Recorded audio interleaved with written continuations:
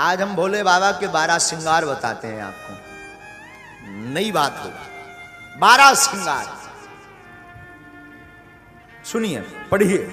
पहला श्रृंगार मेरे बाबा का, पहला श्रृंगार बाबा का है गंगा। गंगा सिर पर विराजमान रहती है। गंगा का अर्थ होता महाराज शीतलता, जो शीतलता प्रदान करे।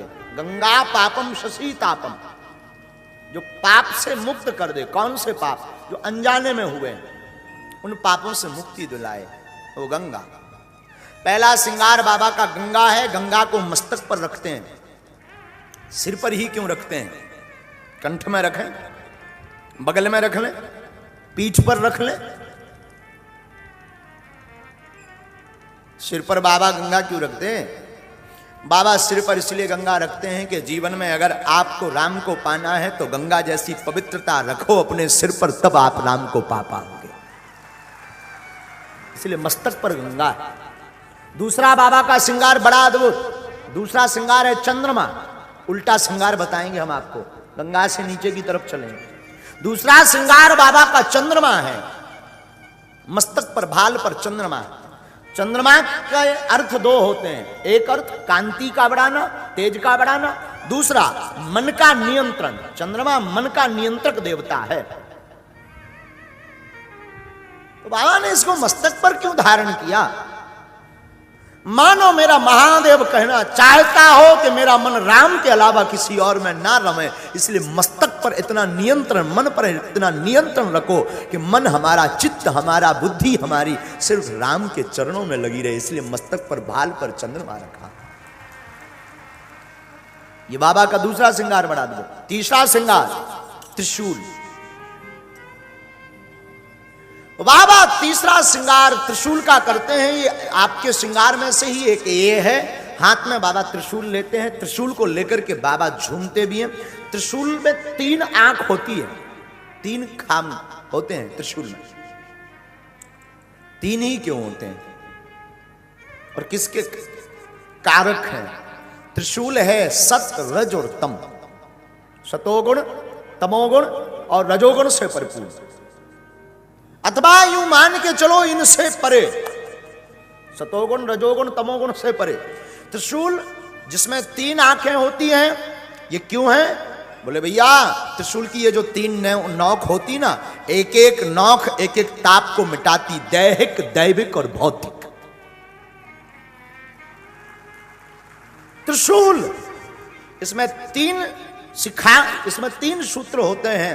3 सूत्र कौन कौन से हैं? अगर कोई कहे कि वैज्ञानिक पद्धति में बताओ, ज्ञान की चर्चा तो बहुत हमने सुन ली, तो सुनो साधु। प्रोटॉन, न्यूट्रॉन और इलेक्ट्रॉन, ये तीनों का संवाहक है हमारा त्रिशूल। अगर आप कहो कि नहीं नहीं नहीं, इसमें भी हमें आनंद नहीं आया, कुछ और बताओ, तो साधु यह त्रिशूल उदय, संरक्षण और लय, तीनों का कारक है हमारा त्रिशूल। इसलिए मेरा बाबा त्रिशूल लेकर चलता है। ये तीसरा श्रृंगार। चौथा श्रृंगार सुनिए मेरे महादेव का साहब। बाबा चौथा श्रृंगार त्रिपुंड का करते हैं, वो भी भाल पर। भाल पर त्रिपुंड के श्रृंगार का अर्थ क्या है? तीनों जो त्रिपुंड की रेखाएं, त्रिपुंड में 3 रेखाएं होती हैं। और हमारी कुमति कहती है, हम तो नालायक मूर्ख आदमी हैं, हमारी कुमति कहती है एक भूत बताती है, एक भविष्य बताती है, एक वर्तमान बताती है। इसलिए बाबा त्रिपुंड धारण करते हैं। इसलिए बाबा के भाल पर त्रिपुंड होता है। चौथा के बाद 5वां श्रृंगार सुनिए मेरे महादेव का। गिनते जाना कितने हो गए? 5वां सुनिए। 5वां बाबा का जो श्रृंगार है स्वरूप में, वो है त्रिनेत्र। वैसे 3 नेत्र सबके होते हैं, अंतर इतना है कि शिव का खुला है, अपना बंद है। दोनों भौहों के मध्य में तीसरा नेत्र सबके अंदर है, पर शिव का नेत्र खुला है। मानो शिव संन्यास और संसार की उपस्थिति एक नेत्र से देखते हैं, इसलिए शिव का खुला हुआ नेत्र है। हम सिर्फ संसार देखते हैं, संन्यास की तरफ नहीं देखते, इसलिए हमारा नेत्र बंद है। ये बाबा का 5वां श्रृंगार हुआ। हाँ, 5वां ही ना, चलो 6वां सुनो। डमरू, बाबा डमरू लेकर के चलते हैं। डमरू काहे का प्रतीक है? डमरू है नाद। डमरू से 14 सूत्र निकले। आई और नरन लिख, बाबा की डमरू से 14 सूत्र निकले। और तंत्र की उपस्थिति भी डमरू से ही हुई है। नाद का प्रतीक है डमरू। और मैं निवेदन करूं विद्वानों को, आहत नाद नहीं, अनाहत नाद की प्रादुर्भाव भया है बाबा की डमरू से। आहत नाद नहीं, अनाहत नाद। दिव्य श्रृंगार में 5 हो गए ना, अब कौन सा बचा? 6 हो गए। हम आपको चेक कर रहे थे। इंदौर वाले बहुत चतुर हैं, एक एक्स्ट्रा के चक्कर में हमेशा रहते हैं। वो चाहते भी एक के साथ एक फ्री। 7वां सुनो। बाबा के श्रृंगार में अगर वाहन की चर्चा करें तो बाबा का वाहन है वृषभ। वृषभ यानी नंदी, बैल। वृषभ स्वरूप है धर्म का। नंदी को धर्म कहा गया। और नंदी के धर्म के 4 रूप हैं, अर्थ, धर्म, काम, मोक्ष। और हमने एक जगह महाराज जी पढ़ा है, नंदी ने 4 शास्त्रों की रचना की है, अर्थशास्त्र, धर्मशास्त्र, काम शास्त्र और मोक्ष शास्त्र। हाँ, इन 4 रूपों की रचना नंदी ने की है। तो धर्म का रूप है। मैं निवेदन करूं आप सबको, मेरे भोले बाबा बैठते भी हैं तो धर्म पर बैठते हैं, वरना वाहन भी स्वीकार नहीं करते। नंदी क्यों स्वीकार किया बाबा ने? नंदी ही क्यों पकड़ा? साधु मेरा विश्वनाथ अगर बैठता भी है तो धर्म पर बैठता है। मानो मेरा बाबा कहना चाहता हो, जहां धर्म नहीं है वहां मेरा आसन नहीं है, जहां धर्म है वहां ये शंकर बैठा है। कितने श्रृंगार के रूप हो गए? 8वां बताना है ना। 8वां सुनो। बाबा के श्रृंगार में एक बार थोड़ा उल्टा चढ़ो। जटाएं, जटाएं, जटाएं हैं वायुमंडल। जटाएं हैं विचारों की एकता। जटा का एक अर्थ हमारे पूज्यपाद गुरुदेव कहा करते थे, साधु जिसने अपनी जटाएं एकत्रित कर ली, जिसने अपने केसों को बांध लिया, जिसने अपने विचारों को बांध लिया, वो शंकर बन गया। विचारों को बांधना आज के संसार में बहुत मुश्किल है। आप अपने जीवन काल में बहुत कुछ बांध सकते हैं, जल का बांध बांध सकते हैं, एक घड़ी कोई बहुत घृणा होने पर काम का बांध बांध सकते हैं, पर विचारों को बांधना बहुत मुश्किल है। लेकिन अगर विचारों को बांधने की आपके मन में जिज्ञासा जगे तो शिव का चरित्र पढ़ना, शंकर की उपासना करना। शंकर जीते भी हैं तो जटाओं को बांध कर जीते हैं। क्यों? क्योंकि जटाएं विचारों का बांधना है। विचारों को बांध करके ही राम को पाया जा सकता है। मानो यही शिव कहना चाहते हैं। ये 8वां श्रृंगार। 8 हुआ ना, बोलो ना। 9वां सुनो। हमारे बाबा का 9वां श्रृंगार बहुत अद्भुत है, वो रुद्राक्ष है।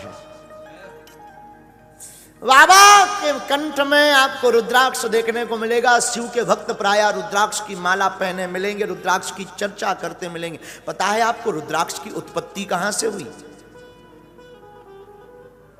बोलो ना। आंख के आंसुओं से।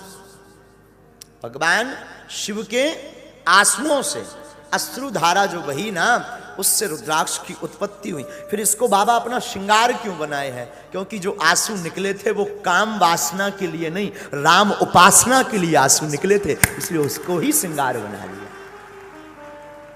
वासना के लिए, संसार के लिए, पत्नी के लिए, पुत्र के लिए बहुत बड़ी उपलब्धि प्राप्त करने के चक्कर में आंसू गिरे तो वो साफ खारे होते हैं। पर राम उपासना में आंखें भरे, मोहब्बत में, प्रेम में राम को पाने के लिए आंखें भरे तो वो आंसू साहब आभूषण होते हैं, उनको पहन लेना चाहिए।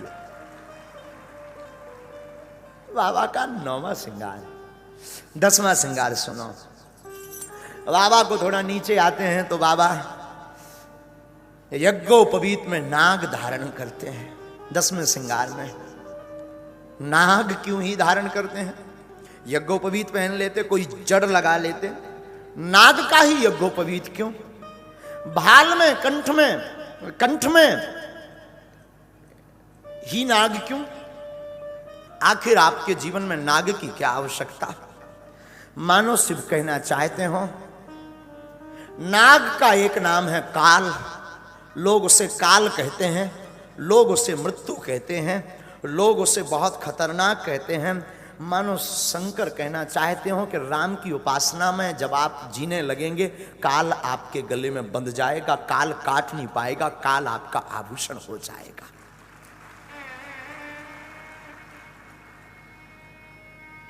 जो नाग को भूषण बना ले, जो काल को आभूषण बना ले, उसी का नाम महाकाल होता है। जो काल को ही अपना आभूषण बनाए उसी का नाम तो। और एक कवि हमसे बहुत ऊंची बात कभी कभी, अकाल मृत्यु वो मरे जो काम करे चंडाल का, काल भी उसका क्या करे जो भक्त हो। बाबा का 11वां श्रृंगार सुनना। 11वां श्रृंगार बड़ा अद्भुत है। 11वां श्रृंगार है भस्म। पूरे शरीर में लपेटते हैं भस्मी। भस्मी ही क्यों धारण करते बाबा? क्या कारण है? भस्मी के पीछे 2 रहस्य हैं। एक तो मोह से मुक्ति का बोध कराती है भस्म। संसार से मोह नष्ट होता, मुक्ति की यात्रा प्रारंभ होती, इसकी बोधक है भस्म। दूसरा हमने सुना, एक बार मुर्दा जा रहा था, मुर्दे के पीछे जाने वाले लोग प्रायः सनातनी लोग राम नाम सत्य है बोलते थे, बोलते हैं, बोलते भी हैं। सब चिल्ला रहे थे राम नाम सत्य है, राम नाम सत्य है, राम नाम सत्य है। शंकर जी को लगा कि ये हमारी पार्टी के आदमी हैं। शंकर जी भी पीछे से हो लिए और शंकर जी भी बोलने लगे राम नाम सत्य बोलो, राम नाम। लेकिन फिर क्या, स्मशान घाट तक वो मुर्दा पहुंचा। स्मशान घाट पर वो लोग पहुंचे मुर्दे को लेकर के। शमशान घाट पर मुर्दा रखा नहीं, आग छुई नहीं कि राम नाम सबसे गायब हो गया। लोग अब अपनी अपनी बातें करने लगे। दूसरा पूछने लगा क्यों, तुझे कब पता लगा ये कब मरा? दूसरा बोलने लगा क्या बताऊं, मैं तो जा रहा था मार्केट, तब तक मेरी घरवाई मुन्नी बाई ने बताया कि फलाने चले गए। अब बताओ आज तो मार्केट भी बंद हो जाएगा, सब्जी नहीं पहुंचेगी, घर को आफत हो जाएगी। दूसरे ने तो हद कर दी। दूसरा बोला वाह तू मार्केट की बात कर रहा, मैं तो बिल भरने जा रहा था लाइट का। तब तक पता लगा कि पप्पू के पापा टबक लिए। जब हमने सुना कि पप्पू के पापा टबक गए तो हमने सोचा चलो चला जाए, लकड़ी में जाया जाए। अब चिंता तो यह है कि अगली बार जो प्लांटी लगेगी इसका बाप देने आएगा क्या। तीसरे ने तो और हद कर दी, तुम्हें कैसे पता लगा? बोले मजदूर लगे थे, काम चल रहा था। तब तक किसी ने कहा पप्पू का पापा टपक लिया। फिर क्या, मिस्त्री वहां खड़ा है, हम यहां लकड़ी लिए खड़े हैं। टेंशन तो ये हो रही है कि मिस्त्री की पूरी वेतन बेफिजूली में जाएगी। शंकर जी की आंखों में आंसू आ गए कि वाहिर जमाने कुछ देर पहले कह रहे थे राम नाम सत्य है, अब कोई लुगाई की बात कर रहा, तो कोई बिजली की बात कर रहा, तो कोई दुकान की बात कर रहा। अरे ये तो सब मूर्ख हैं, झूठा अभिनय करते हैं। तब तक मुर्दा जल चुका था। शंकर जी ने सोचा हमारी पार्टी के ये लोग नहीं हैं, ये तो धोखेबाज लोग हैं। हमारी पार्टी का तो वो आदमी है जिसके कारण कुछ क्षण इन्होंने भी राम नाम सत्य कहा। जब देखा तब तक वो जल चुका था। बोले कोई बात नहीं, तू जल गया तो क्या हुआ, तेरे कारण इन्होंने राम नाम का जप किया। मैं अब तेरी भस्मी में लेट करके रहूंगा, तेरी भस्मी शरीर पर लगा करके रहूंगा। और फिर क्या, महादेव ने वो भस्मी शरीर में लगाई। तो बाबा भस्मी भी धारण करते हैं जो राम नाम जपता है उसकी। हमने सुना एक बार हमारा मंगीलाल, चंगीलाल का बेटा, बनारस में दुकान खोले हुए था। हमारे मंगीलाल दुकान पर बैठे थे, दुकान उसके पास पूजा पाठ की थी। एक अंग्रेज आया, अंग्रेज ने कहा हमें भस्म चाहिए। मंगीलाल तो मंगीलाल, दरअसल वो चंगीलाल का बेटा, चेला भी हमारा। मंगीलाल ने भस्म की पुड़िया, जो भस्म होती है वो पुड़िया निकाली, दी। अंग्रेज ने कहा हाउ मच, कितने रुपए की। मंगीलाल भी अंग्रेजी पढ़ा हुआ था, उसने कहा ओनली 20 रुपीस, मात्र 20 रुपए। खरीद ली अंग्रेज ने। 1.5 घंटे तक अंग्रेज देखता रहा, ऊपर नीचे पीछे। मंगीलाल ने बहुत देर बाद पूछा कि आप देख क्या रहे हो। उसने कहा इसमें एक्सपायरी डेट नहीं लिखी। मंगीलाल ने कहा पागल, ये एक्सपायर लोगों से ही बनती है, इसमें कोई एक्सपायरी डेट नहीं है। अंग्रेज चौंक गया, बोले इसमें एक्सपायरी डेट नहीं लिखी। मंगीलाल चिल्लाकर बोला पागल, ये एक्सपायर लोगों से ही बनती है, इसकी कोई एक्सपायरी डेट नहीं है, उल्टी ये एक्सपायरी होने वाले लोगों की डेट बढ़ा देती है भस्म। ये 2 कारण हैं भस्म लगाने के शंकर जी के। तो बाबा का 11वां श्रृंगार है भस्म। क्या है? बस 12वां सुनो, अंतिम। मेरा विश्वनाथ 12वां आभूषण धारण करता है व्याघ्र चर्म का। एक जगह हमने सुना हस्त चर्म और व्याघ्र चर्म। हस्त चर्म का मतलब हाथी की चर्म, व्याघ्र चर्म का मतलब सिंह की चर्म। उस पर विश्वनाथ हमारे बैठते हैं, उस पर हमारे भोले बैठते हैं, उस पर हमारे महादेव बैठते हैं। आखिर इन दोनों चर्म पर ही क्यों बैठते हैं? हाथी अभिमान का प्रतीक है, हाथी मतवाला होता है, हाथी में अभिमान बहुत होता है, सिंह में हिंसा बहुत होती है। अभिमान और हिंसा को जो दबा करके बैठा रहता है उसी का नाम तो शिव है, उसी का नाम शंकर है। हमारे भोले बाबा के ये 12 श्रृंगार, जो 12 श्रृंगार रोज अपने शंकर का करता है, उसकी 12 राशियों में कोई भी राशि हो, वो राशि कभी अमंगल नहीं करती है।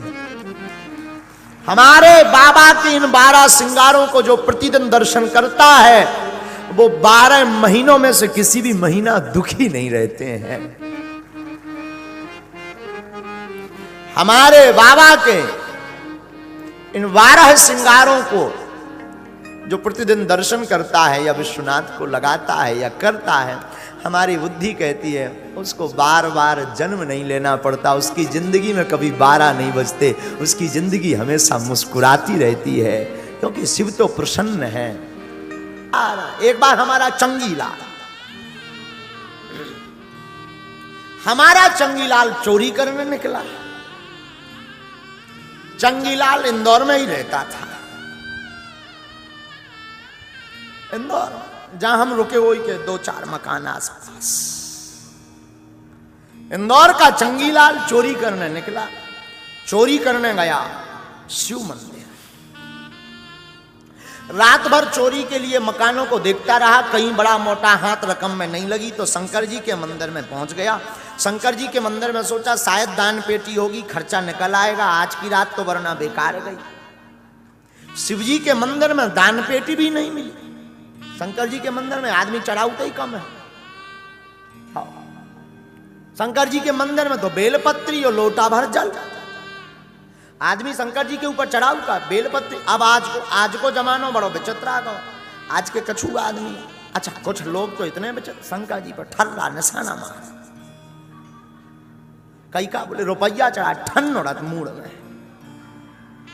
अच्छा हम कभी कभी विचार करने लगते हैं कि तुम्हारे मुंह में फेंक के 5 को सिक्का दो जाए, तुम्हें कैसे लगे? तुम हमारी ठटरी बाहर हो। तो कहे शंकर जी मोहब्बत करत हुई है का, को मुंह में ठल्ला मारे। एक गांव में हम गए तो गांव के हनुमान जी के प्रणाम करने के लिए गांव के लोग ले गए कि आप चलो प्रणाम कर लो। हम कहा चलो। जब गए सो कान में अगरबत्ती खुशी रहा है। हमने कहा जामू कौन सा? बोले नहीं नहीं सुगंध आउटा है। हमने कहा फिर नाकई में मसक दो, कान में क्या? लोगों को लगने लगता ये अब तो हनुमान जी हम की विचित्र स्थिति है। हमारे बब्बा जी की मुंह में लड़ुआ ठूस दे, वे खाए ना खाए लड़ुआ सो मुंह में ठूस के रहे। जब लोग आदमी लगने जी खाई नो ही रहे।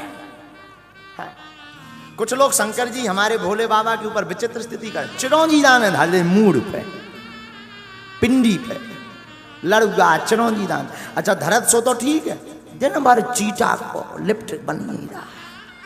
4 चीटा उतरत नहीं है, 6 नीचे 10 ऊपर। अब हम विचार कर रहे थे कि तुम्हारे मूड पर धर दे लड़ुआ, तो चीटा दिन भर चढ़े, क्या तुम ठीक से सो पाओगे? जवाब दो नहीं।